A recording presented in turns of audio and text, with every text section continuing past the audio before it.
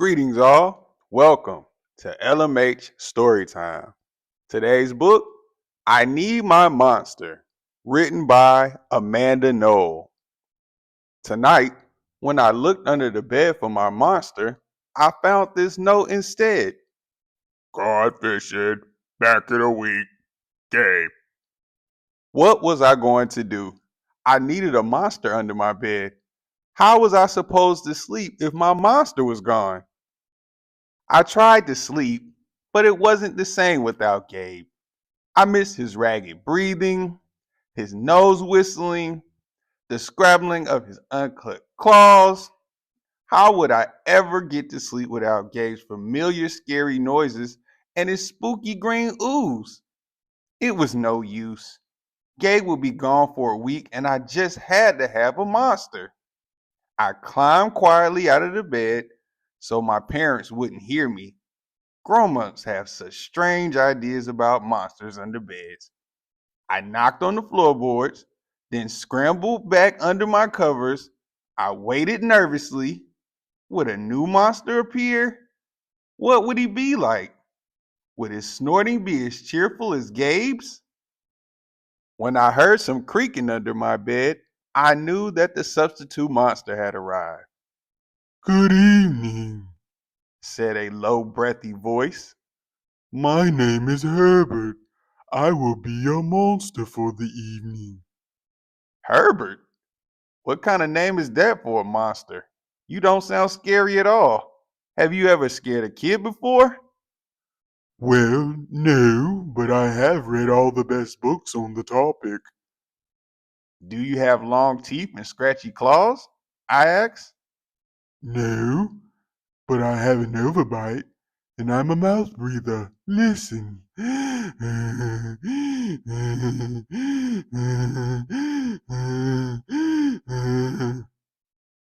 Herbert's panting was kind of scary, but it wasn't enough for me. Listen, Herbert, I'm sorry.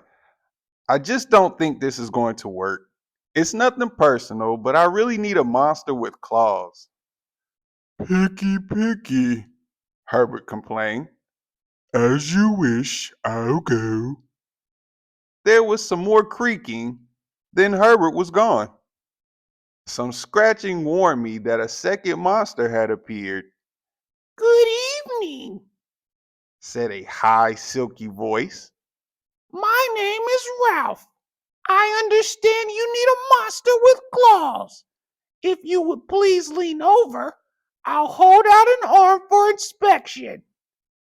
I crouched on the edge of the bed, hoping to see a horrible, shaggy arm with sharp, ragged nails. Instead, I was surprised to see some sleekly brushed fur with smooth, shiny claws. Excuse me, I don't mean to be rude, I asked, but is that nail polish on your claws? Yes, it is, Ralph replied. I believe professional monsters should always be well groomed. I could tell this wasn't going to work either. I'm sorry to disappoint you, Ralph, but I need a monster with scary claws. Like Gabe's, I thought. I heard some more scratching and I knew Ralph was gone. A minute later, a third voice from under my bed rasped, Check out these claws, kid. I gathered my courage and peered over the edge. The claws were impressive, jagged and dark and razor sharp. So far, so good. I was a little nervous. Could you stick out your tail? I whispered.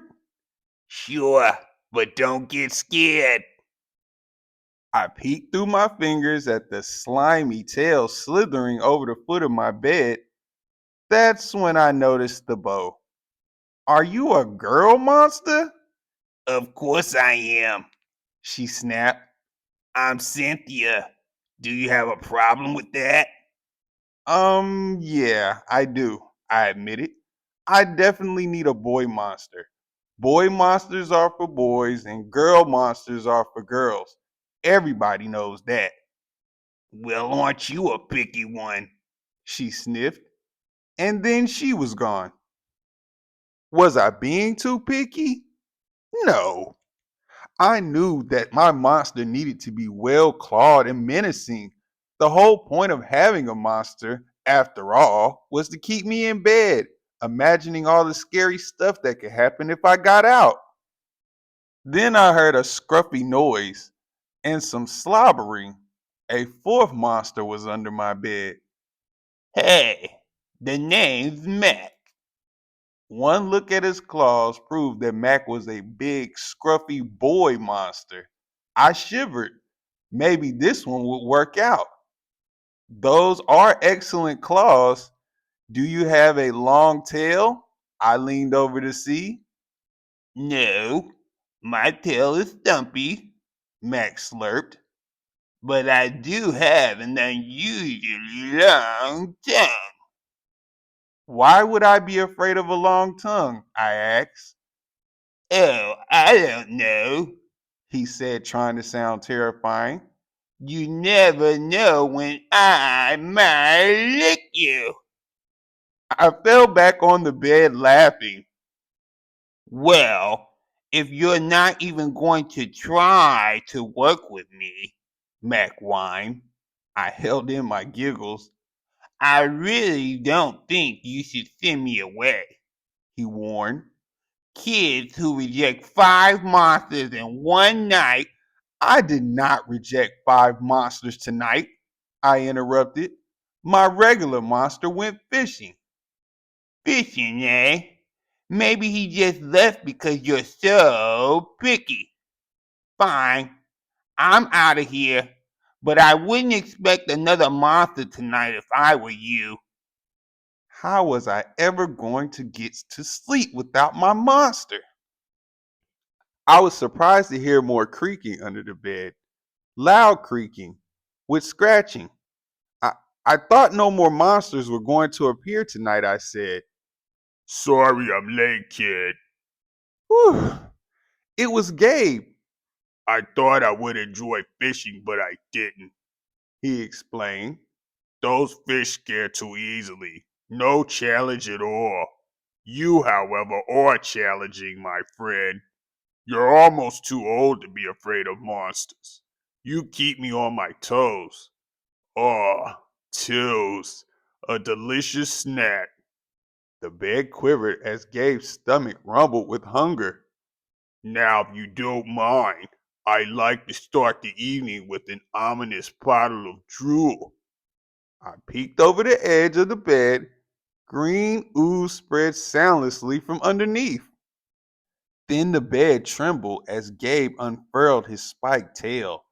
He was daring me to guess where he might pop up. I shivered. So, you had some substitute monsters tonight, Gabe said, sharpening his claws on my bedpost. Were you scared? Then Gabe started tapping. I could tell he wanted to know if I still needed him. No other monster can scare me like you, I giggled, diving under my covers and pulling them up tight. Through the blanket, I heard Gabe's soft, comforting snores. Ha! I knew it. We're made for each other, he growled. When my blanket started to slip off the bed, I knew Gabe was ready to eat. Now, if you could please stick out your foot, he said. I'd like to nibble your pinky. I yanked my blanket back and scrunched my foot so Gabe couldn't get them. No toes tonight, but you can have this, I offered, pushing a pillow off the bed.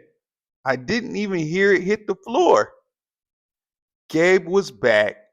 The ooze was perfect. Everything was back to normal. I shivered again. I'd be asleep in no time. The end. Thanks for reading I Need My Monster with us on LMH Storytime. Do you need a monster to go to sleep? If so, what kind? If you like this story, give us a thumbs up, leave a comment, and share it with a friend. Don't forget to subscribe and hit the notification bell so you never miss a new story. See you next time. Happy reading.